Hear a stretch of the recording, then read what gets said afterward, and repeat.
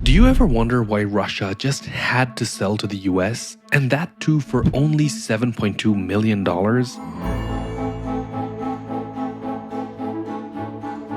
There's a lot to focus on the geostrategic significance of Alaska.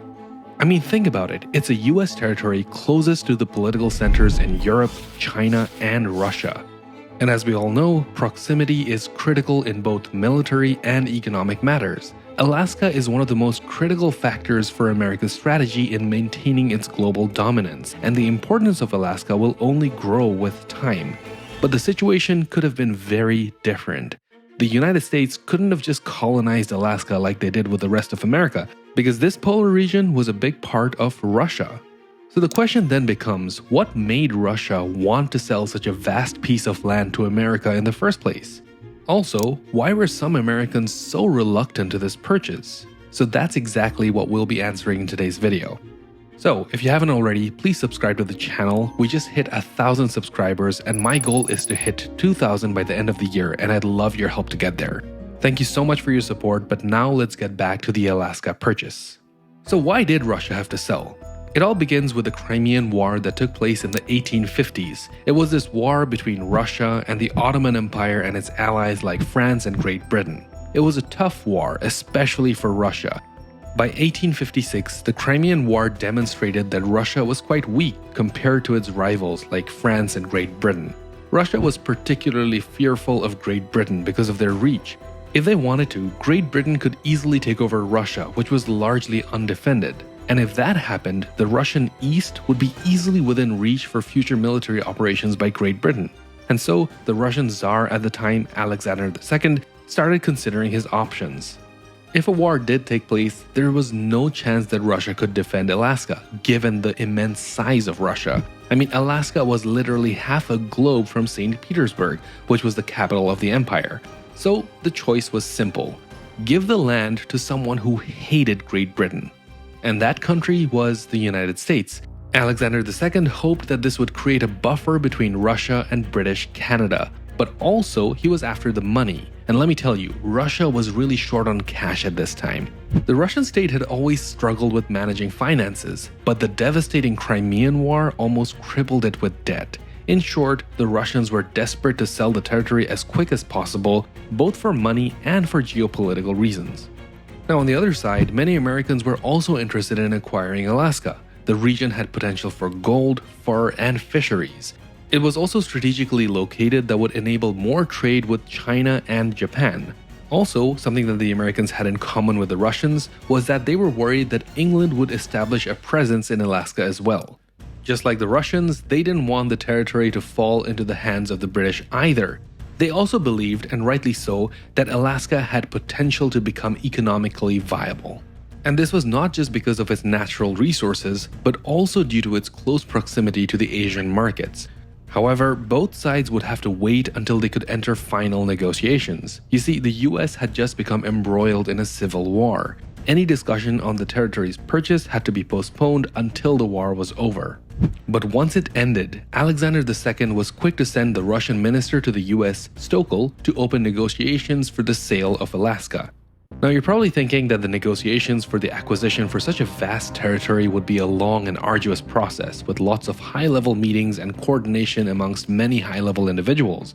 But in reality, the Russian minister to the US had only met his American counterpart, William Henry Seward. Seward and Stokel had only a few private discussions, and that too mainly on deciding the purchase price of Alaska. Seward suggested America would buy it for only $5 million or $5.5 million at the most. Now see, Stokel was smart because he saw that Seward went up from $5 to $5.5 million without any prompt. Being the tactful diplomat that he was, Stokel just remained silent. Seward, on the other hand, was overthinking and worrying that the deal was off, and he negotiated against himself and raised the bar even further, offering $6.5 million. Finally, Stokel would ask for $7 million and they would reach an agreement. Later on, a further $200,000 would be added to convince Stokel to accept the payment in Washington instead of in London. And so, in total, the territory with over twice the size of Texas was sold to America for a bargain price of only $7.2 million.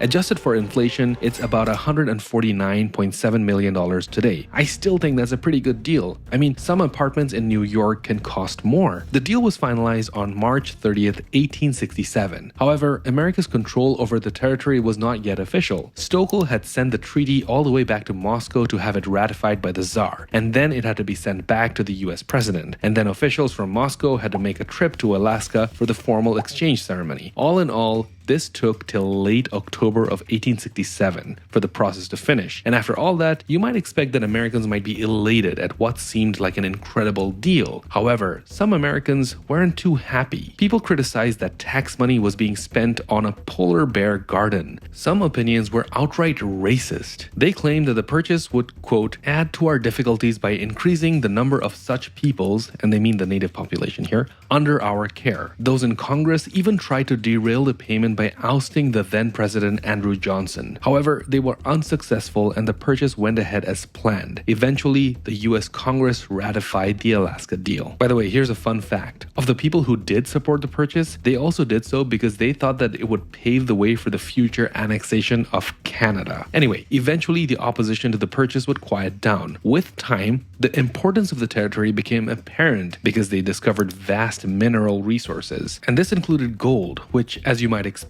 led to huge influx of new immigrants and arrivals in the region. By the way, I made a video about gold rushes in 3 different areas, which you can check out over here. And there were many native people in Alaska, and the departure of Russians didn't make it any better for any of them. In fact, the Americans might have been even more oppressive, viewing the indigenous inhabitants as political adversaries. Eventually, they created an apartheid system where the natives had no rights as citizens and they could not vote, own property, or even file for mining claims. The Alaska Purchase was a pivotal moment in America's history. According to some, this purchase might have saved civilization itself. The Cold War would not have been so cold if the Russians maintained their possession of Alaska. With the possibility of the Soviet Union having the ability to directly threaten mainland America, the tensions would have been much higher. It could have led to an open, all-out war. And it's funny to think that all of this was avoided and a massive piece of land bigger than most countries was purchased for a mere sum of $7.2 million.